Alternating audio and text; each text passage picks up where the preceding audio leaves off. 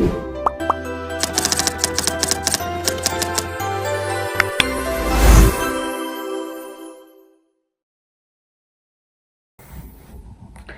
day everyone, mabuhay. We are the group 3 and today we will be discussing the chapter 6, which is designing and managing service in the tourism and hospitality industry. So, in the tourism and hospitality industry, service is not just an extra feature. It is the heart of the business, and today we will help you understand what service really means and its components under it, and how can it relate to us in our industry. Okay, Ms. Balikaw, can you please read the introduction? A service is an intangible act or performance offered by one party to another, which does not involve ownership. It may or may not be linked to a physical product and is present in all industries. Okay, thank you for that. So, alright. So, let us begin with the definition of the service.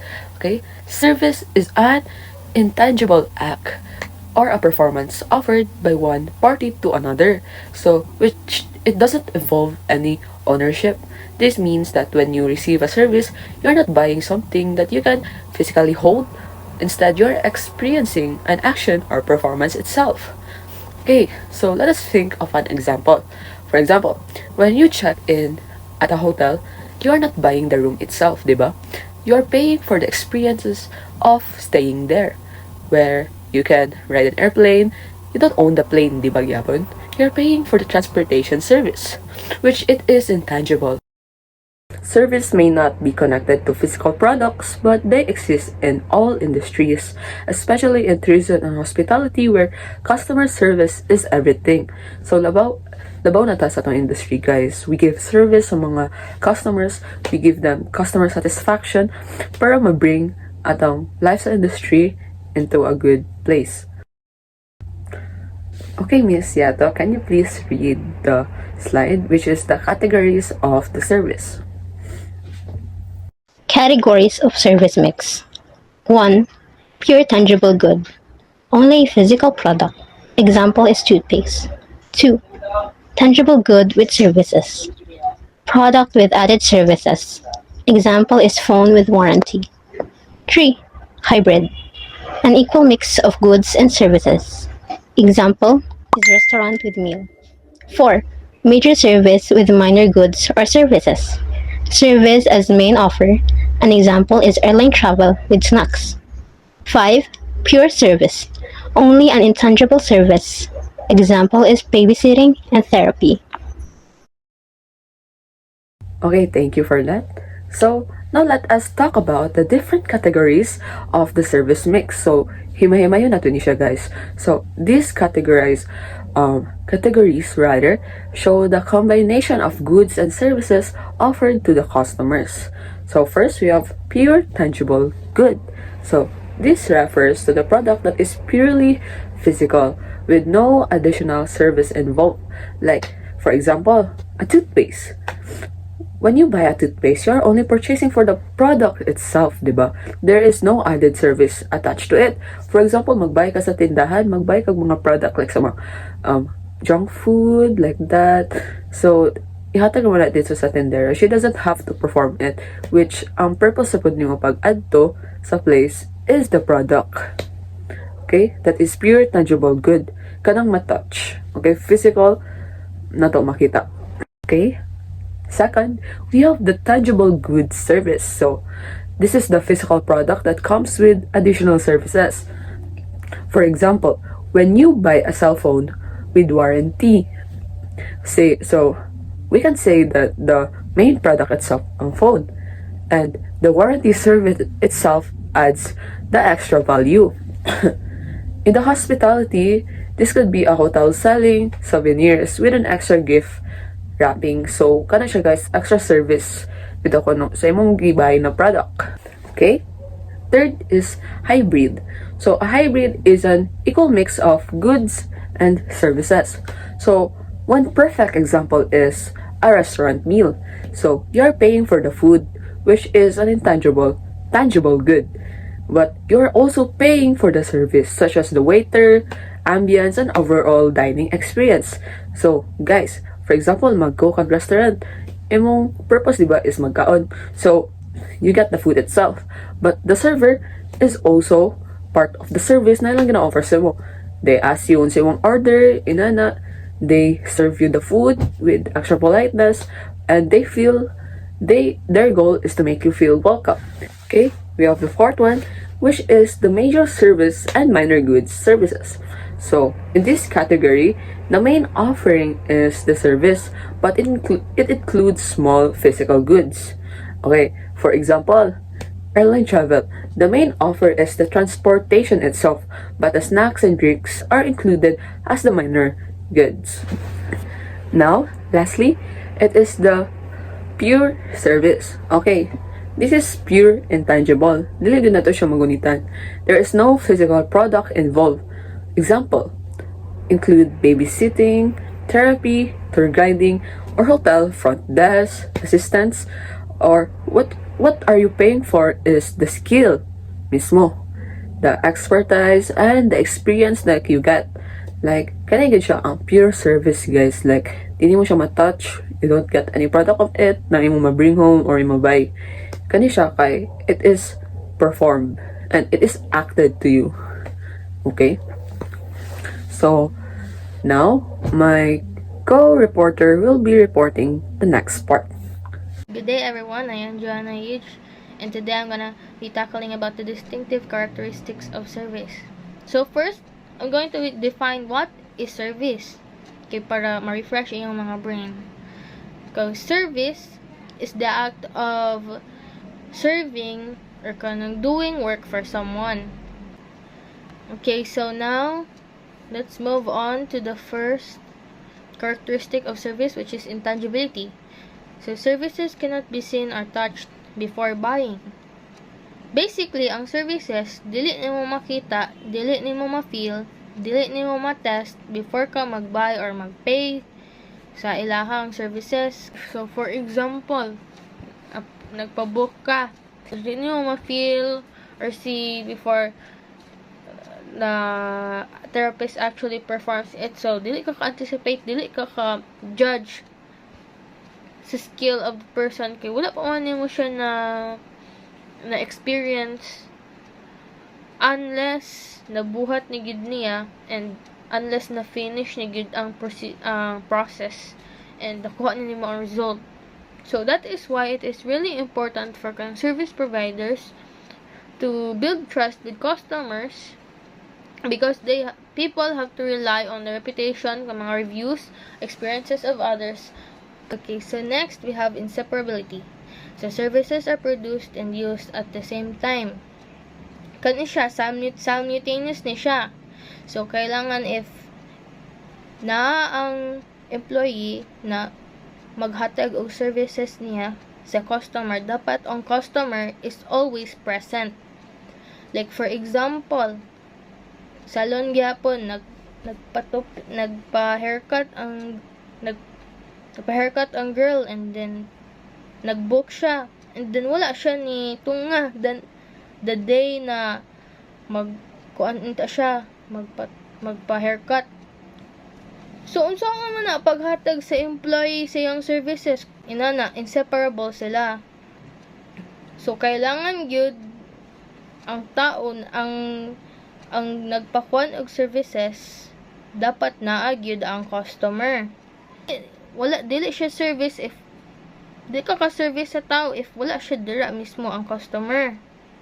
This means that the customer behavior skill and attention have kanang impact on how the customer experiences the service. Providers behavior skill and attention have an impact when on how customers experiences kanang service. Okay, so next we have variability. So, service quality changes depending on who, when, and how it's delivered. Kaya kani siya, service quality changes, it's because lahi man ang mga tao na gahatag og service. Like, example, one specific service and then dua ka example akong ihatag. So, first, nagpa-haircut ang babae, and then ang employee niya is rude, and then wala siya naminaw sa gusto sa customer. So, she's doing her own thing and then sige pa siya kanang storya-storya ba, chika-chika sa iyang mga kauban dito sa salon. Ngayon na siya kabantay na mali na diyang pagbuhat sa iyang pag-render sa service niya. Kay wala lagi niya gitarong iyang kuan pag hataw og haircut. So of course, ang customer malain, hindi na siya mobalik dito. Of course, ang reputation na shop, dili na siya di siya mag-recommend na store. Okay, so sa second is same ra gihapon. Same siya na store, but lahi ang naghatag og service, lahi ang employee. Kani siya na employee, opposite siya sa katong first na kon example. Kani siya, grabe kini siya kanang accommodating, and then kabalo gid siya siyang gibuhat, professional siya. Dili siya ga chika-chika dito kay na busy gid siya og tarong siyang buhok kay para nice ang nice ang result pag human nice ang product niya pag result sa pagtupi siyang buhok. So service quality changes. So variability is customer experiences can be so different even when they purchase the same service. So ang mga services providers gid, mga higher ups, kailangan gid nila i-train ilang mga employees para consistent ang quality sa or pag-maintain sa consistency sa quality sa service. Okay, so next we have perishability. Services can't be stored for later use. Kani siya, services is kanang example, if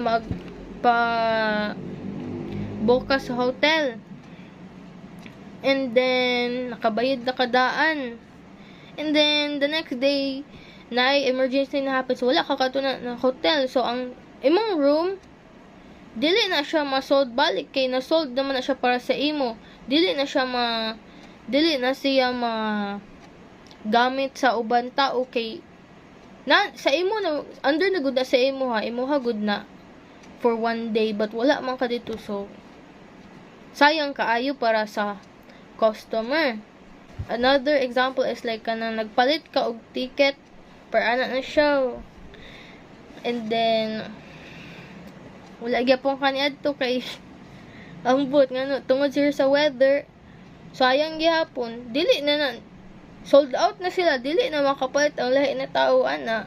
So sayang gid kaayo. And there are instances na dili na biya gid ma-refund ang service na imuhang gipabook, specifically sa hotel, sa mga travels kanang mga travel agencies para ri gihapon, if dili ka magsunod kung naa sa imuhang itinerary, sayang gyapon kaayo kay wa man ka naka-experience sa imuhang gibayad. These characteristics show the importance of scheduling para pag-promote and pag-manage sa mga demands for sa mga service businesses. That's why careful gid ang pag-plan sa mga employee para dili wasted ang capacity sa katong establishment. That is all for the distinctive characteristics of services. So now let's move on to the new service realities, a shifting of customer relationships. Okay, so first we have customer empowerment. Customers now want more choices and control over services. So naninig ang reality para sa ato karon, most of the people nowadays preferently kay para dili ma-waste ilang time o ilang money kay, and they have more freedom to choose what kind of services they want. Daghan na kayo options karon na days, daghan kay businesses rin. So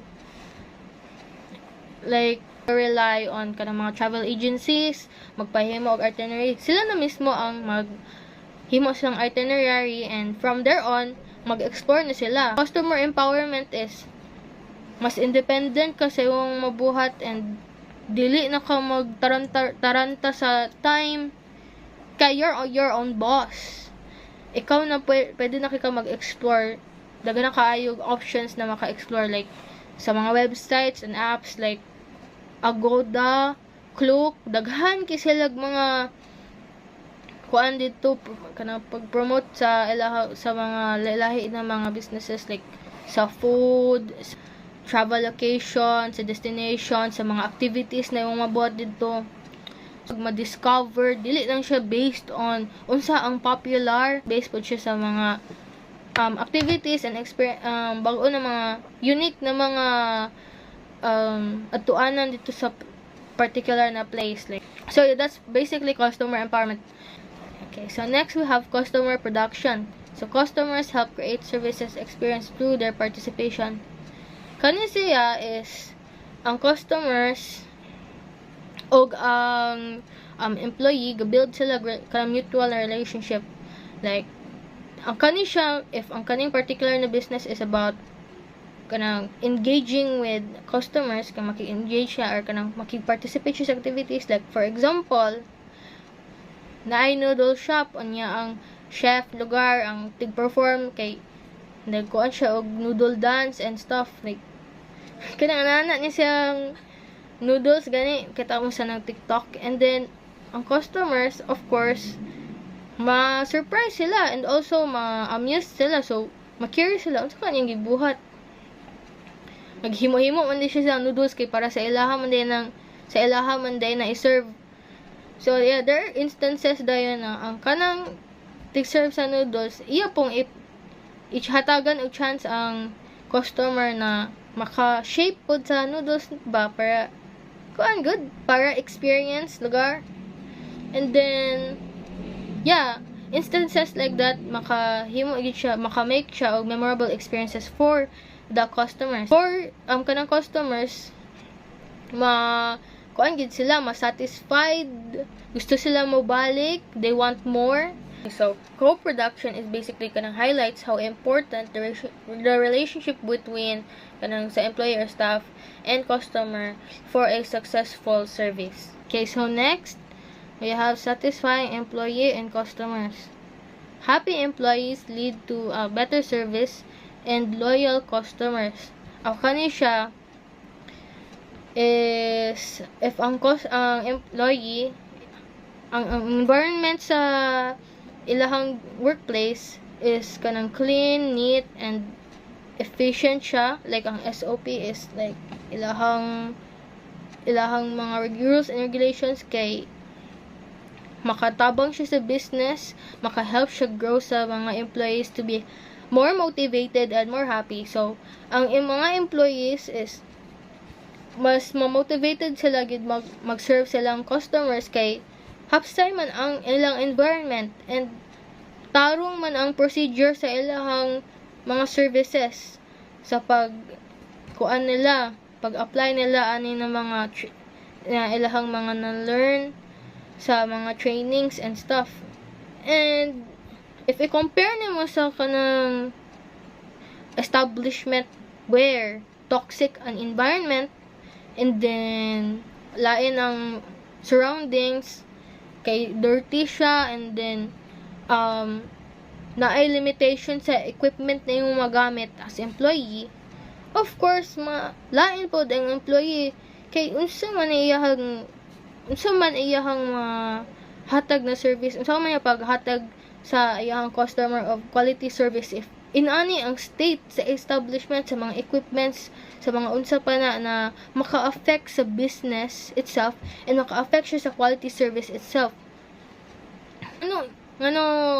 Kuan ang satisfying employee, nga important siya ang satisfying employee and customer, cause if you as a business owner dili ka kabalo pag-provide og mga materials para sa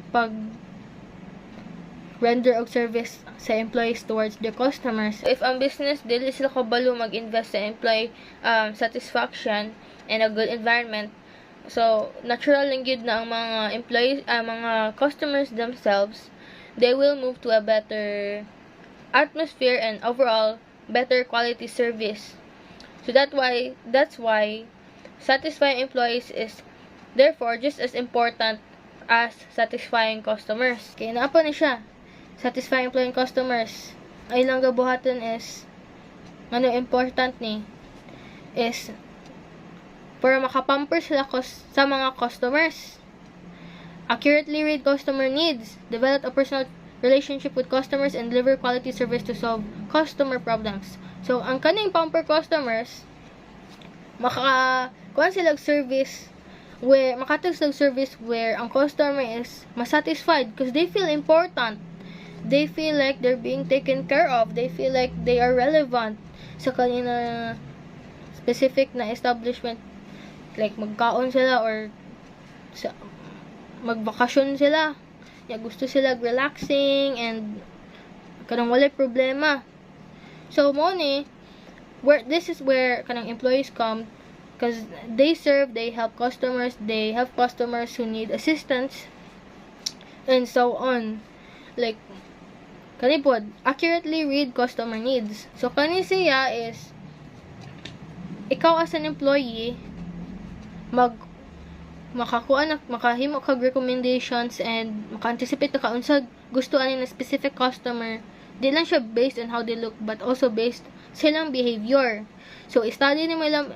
This is where gestology also comes in, kay maka-study ka silang behavior sa traits sa mga kanina mga customers, especially sa mga customers na mga regular or kanang makita nimo sila every day or like any other day kay favorite nila na store. Also, pwede nimo i-uplift ang inyong customer service kay imo mang ma-exceed ang expectations anin a customer. Kay grabe man kay ka-attentive, kabalo mang anticipate un silang gusto. So ina na siya. And then third, we have develop a personal relationship with customer. Kani siya, you as a staff, and of course, dapat mutual in yung relationship with the customer. Dapat friendly mo with each other. And dapat, maski pag at first, ang kaning customer tingin mo na mura man na yung siya strict or kanang snobbish. Dili gid ka dapat mag-make of assumptions. Kaya, of course, there are kanang customers na lain, kanang muguot lagi sila, pero grabe kaya na sila kakuan, kind, generous. So, to develop a personal relationship ani na tao is to always serve them with a pleasant personality. That's why important gid kayo ni sa mga employees na kuan na sila patience and professional. So, di lang sila professional but also kanang friendly sila towards others. Everyone, dapat trustworthy gid na sila. Dapat diligent sila sa work. Pwede sila mag-serve sa people the way they expect. And even like para sa kong gingon, even exceed sa mga expectations sa mga customers. Next one, we have deliver quality service to solve customers' problems. Po siya, pagka-responsiveness sa imo ang employee, like responsiveness is like being able to deal with issues or problems effectively. And even kanang mga pag-deliver sa quality service, kani siya masolve na nimo daan ang issue without it ever happening. So that is all for my part. Thank you. Thank you, last presenter. Let me take it from here.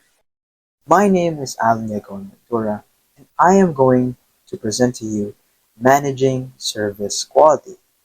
So what is Managing Service Quality?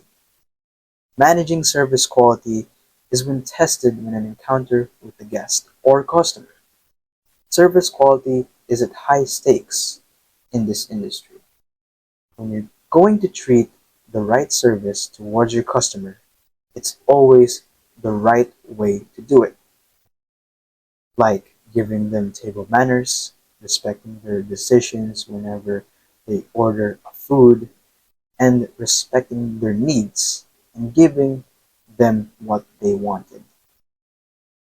For example, if you offered them good quality food, good quality taste of 3 buds of great taste of foods, and you're treating them wrong or rudely, overall service is bad.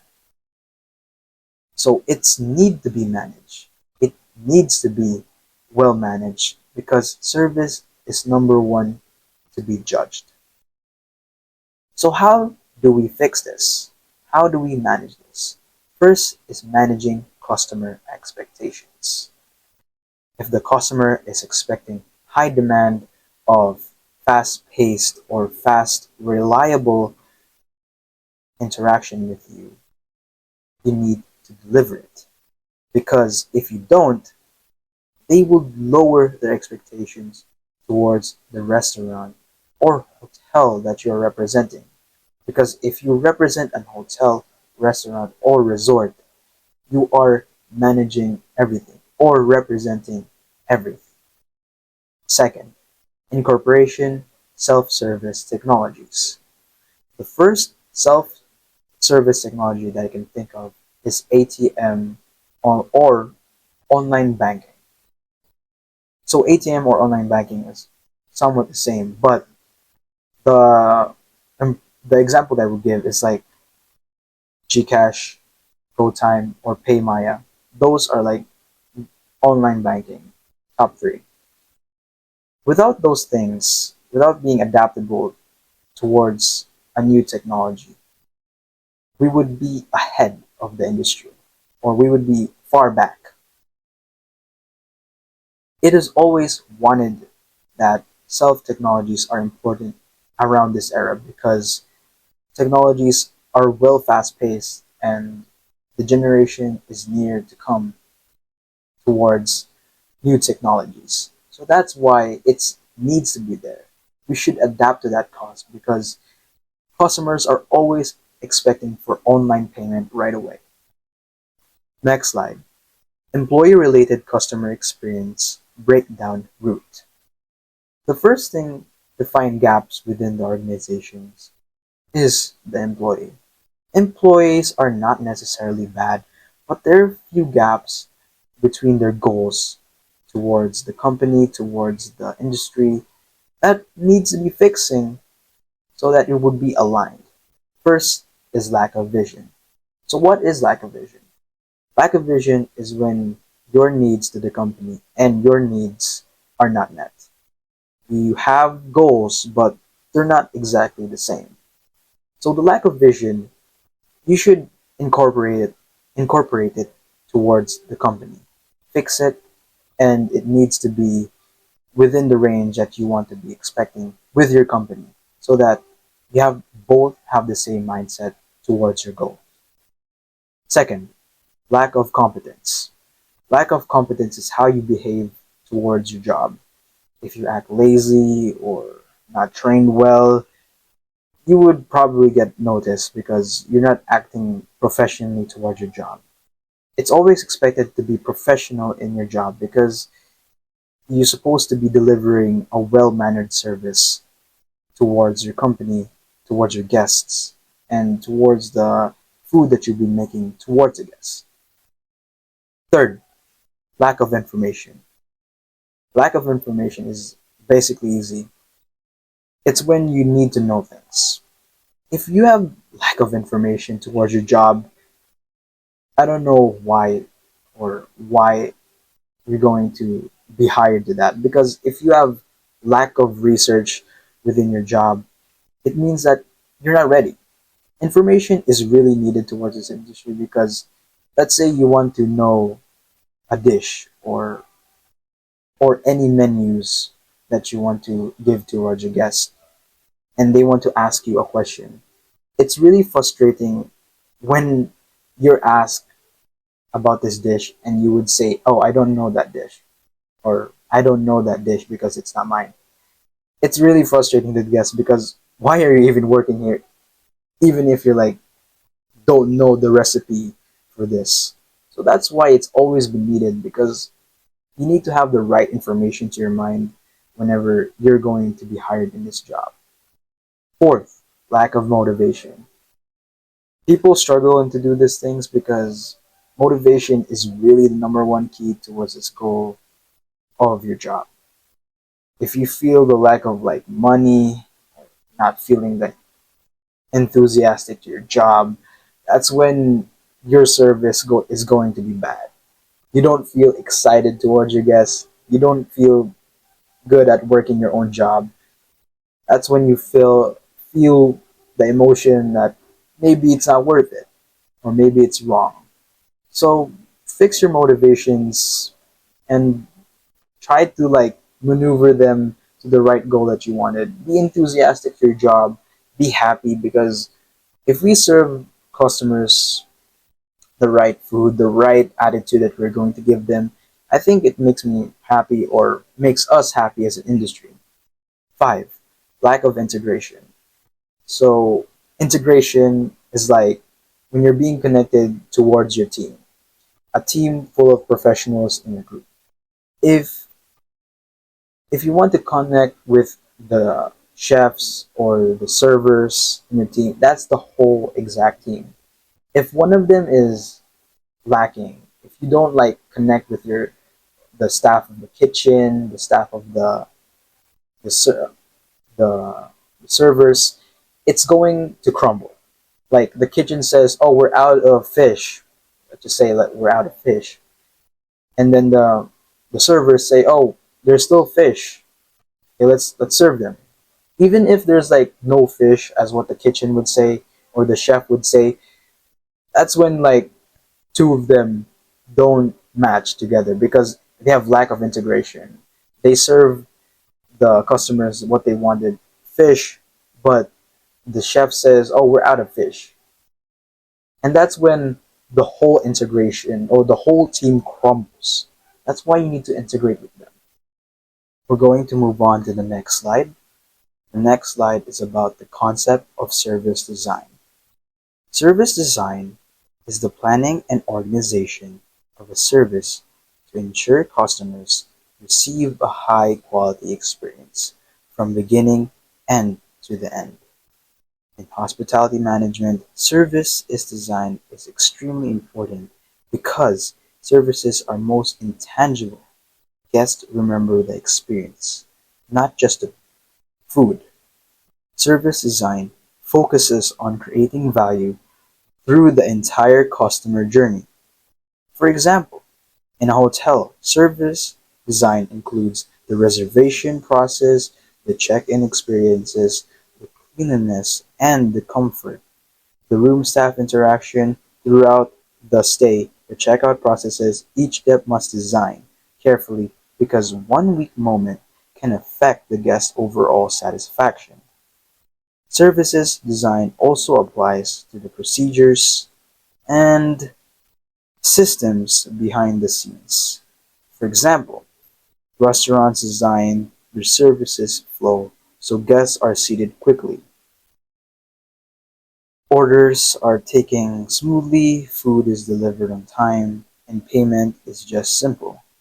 Good service design improves efficiency for the organization while making the guest feel cared for, comfortable, and valued.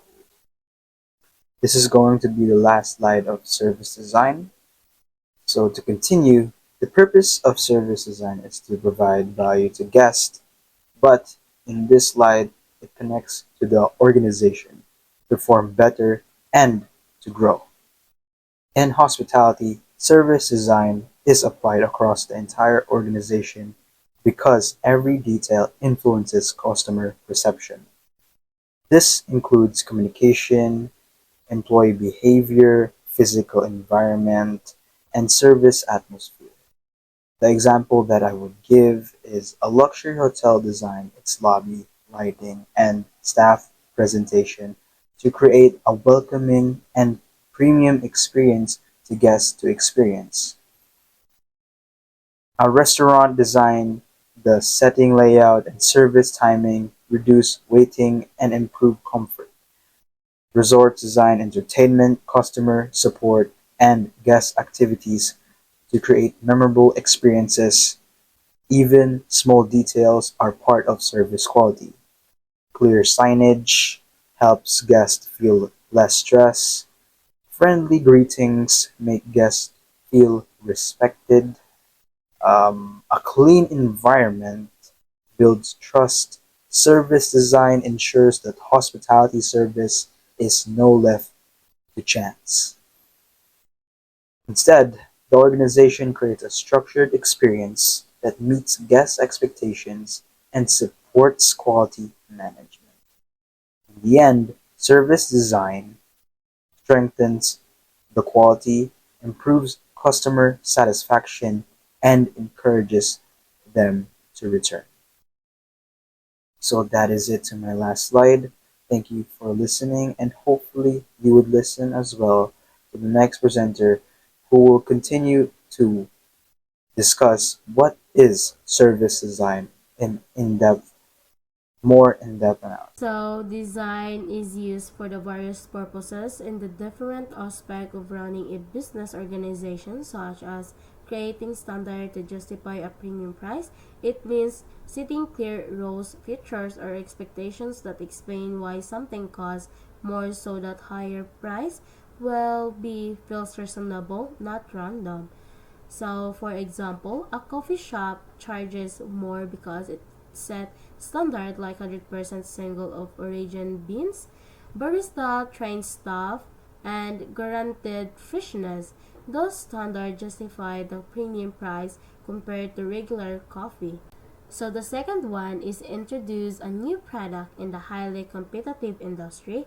It means launching a product that clearly stand out in the crowded market. For example, skincare. Sige. A new skincare brand enters a saturated market or a crowded market by offering a dermatologist approved formulas for sensitive skin only. So, the third one is discourage competitors. It's about making competitions harder or less attractive for others. For example, the pizza shop give free extra toppings. The new pizza shop saw it would be hard to compete, so they didn't open.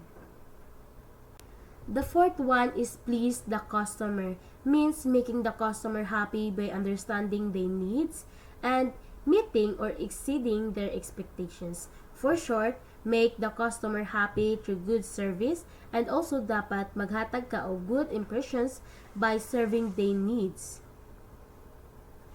The fifth one is streamline complex procedure. Streamline complex procedure means removing unnecessary step to make a process easier and faster. For example, food. A bakery streamline cakes ordered by letting customer choose flavor and pay online so they don't have to wait in line. The sixth one, motivate employees and members of the organizations.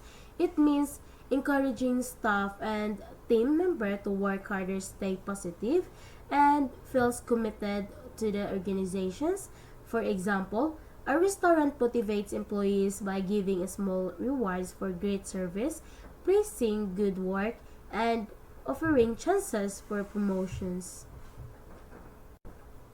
7. Apply innovative ideas means using new, creative, and better ways to solve problems or improve how things are done.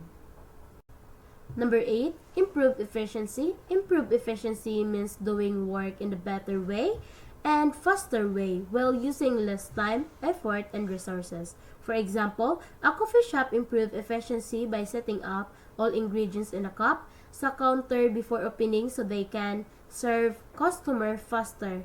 Labi na og daghan jud kaayo siya customer. So number 9, establish competitive advantage means creating something special that makes the business better than its competitors. For example, a juice bar established a competitive advantage by serving only fresh organic juice with unique local fruits nga walay lain na gabaligya na shop sa area. So design is often connected to organization, actions or reactions, external stimulus such as changing market demands, technologies innovations, emergence or competitors. The first one is changing market demands. Changing market demands are when customer needs to reference change over time and businesses must adapt to stay competitive. For example, suppose a coffee shop used to sell mostly hot coffee. Over time, nagkadaghan ang customer nga ganahan og cold coffee or iced coffee. So the shop started offering more cold coffee or drinks to meet customer reference. So, technological innovations are new and improved technologies, tools, or methods that makes processing easier, faster, or more efficient. This can change how people live or work. Do businesses, for example, smartphones are technology innovations. Before, people used the basic cell phones, which is that is keypad for calling and texting lang. Karon nga smartphone is daghan na og features sama sa online banking, video calls, or social media access. This show how technology has evolved to a modern world. So, emergence of competitors. Emergence of competitors means a new business or companies enter the market offering similar product or services. For examples, emergence of competitors means a new business or companies enter the market offering a similar product or a business which can affect the existing business. Hello everyone. We talk about the service innovation and design. Service innovation and design focus on creating new and improved way to deliver product and services. Organization strategies and innovation that suit their needs, balancing product quality and service delivery to stay ahead of competitors. Strong leadership, teamwork, a shared commitment. The goals are essential for success. Before implementing innovation, companies should also strengthen their organizational culture to build trust, unity, and cooperation among the members. So, ang service innovation and design o inobasyon o disenyo sa serbisyo nagpunting sa pagmumugna o pagbag-ong o mas maayo nga mga pamaagi sa paghatod sa mga produkto o serbisyo.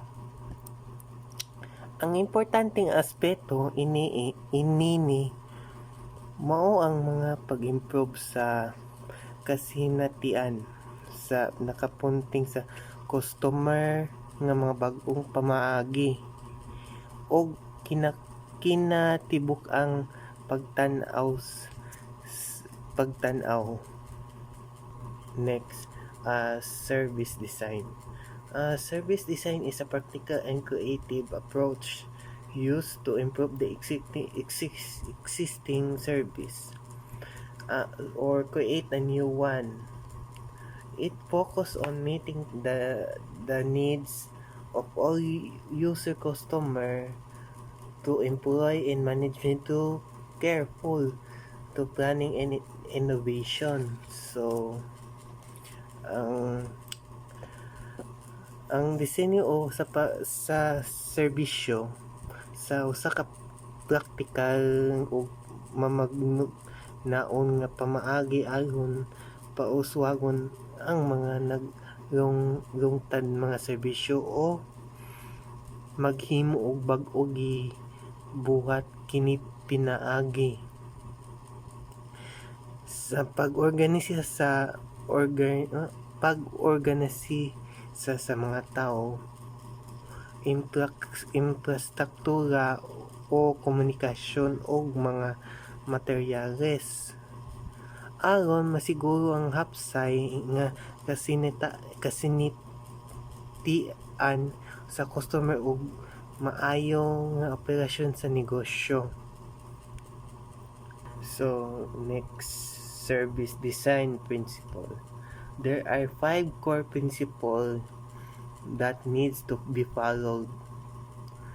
This principle will help to maximize the customer to satisfaction, improve your operation internal and efficiencies.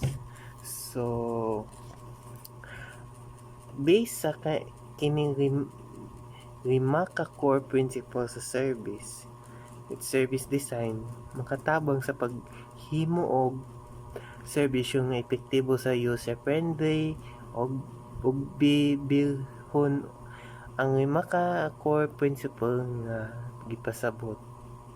Nakapokus sa customer na tinabangay pagkasunod-sunod og pagpakita og ebidensya. So next na service design principle. Number 1, consider every perspective. Services design should consider the needs and experience of everyone. Involve customer, employees, and manager to create user focus. So, number 1, ang pag-adapt daw sa pagkatao, komunidad o pag-approach o pagkisama o respeto sa kumbira o ang pamilya o paghiusa. So, next move to number 2. Co-creatize service. Co-creation involves teamwork among all people connected to the service, including customer, to produce better and more effective result. So, ang co-creation daw kauban nga pagmugna sa serbisyo nagpasabot sa pagtinabangay sa mga kompanya ug mga customer aron maghimo og mas maayo ug mas bag-ong mga solusyon sa mga aktibong partisipasyon pagtukod sa pagtukod sa relasyon sa mga responsibilidad ug paghimo og value. Service design principle. Number 3, iterate the process. Iterations means testing, learning, and improving continuously rather than trying to make everything perfect the first time. Iterate the process means that service design is not about getting everything perfect on the first try. Instead, it focuses on continuously testing, learning, and improving organizations to try an idea, observe what works and what does not, gather feedback, and then make improvement. This process helps reduce mistakes, improve service quality, and ensure that the final outcome truly meets customer needs. Number 4, visual communicate. In a collaborative team environment, it is more expressive to use visual aids than to rely purely on words. Using sketches, pictures, graphs, maps, and prototypes helps make complex ideas easier to understand and remember. Visual communicate emphasize the importance of using visual tools when working in teams. In collaborative environment, ideas are easier to understand when they are shown visually rather than explained only through words. Next is take a holistic approach. The entire environment where the service exists and is delivered should be considered. A holistic approach looks at every user experience, both staff and customers, and ensures functionality, safety, and reliability through tools like service blueprints and personas. So, a holistic approach kay we look the entire service environment. Bilang usa ka parte, consider na to ang experience sa user, both staff and customer. Para ma-ensure nga ang service kay functional, safe, and secure. We also use tools too para masabtan unsay kailangan sa user ug unsay ang gusto para ma-improve ang service. Next is redesigning service process. Service process can become outdated due to changes in technology, customer needs, new products, updated policy. Sign that a service needs to be designed and include heavy communications, exchanges, many customer complaints, increasing exceptions, and repeated checking steps. So moving on sa kaning sa service process kay may outdated because of the changes of technology. Customer needs, new products, updated policy. Dire na lang makita ko unsay kinahanglan og redesigning kay too many communications, daghan og customer complaints og daghan og exceptions. Og sige og checking sa same steps. Next is redesigning the service process often involves reviewing the current process and recommending actions like reconstructions, revisions, rearrange, or substitutions of service procedures. Some common actions organizations like include sa redesigning the service process, kailangan na we review the current process and recommend actions like reconstructions, revisions, rearrange, and substitutions of the procedure. So our main goal is to make the service more efficiently, easier to use, and better experience for everyone. Okay, for the last slide, which is redesigning service processes. So I would like everyone to read this slide. Okay, take your time, guys.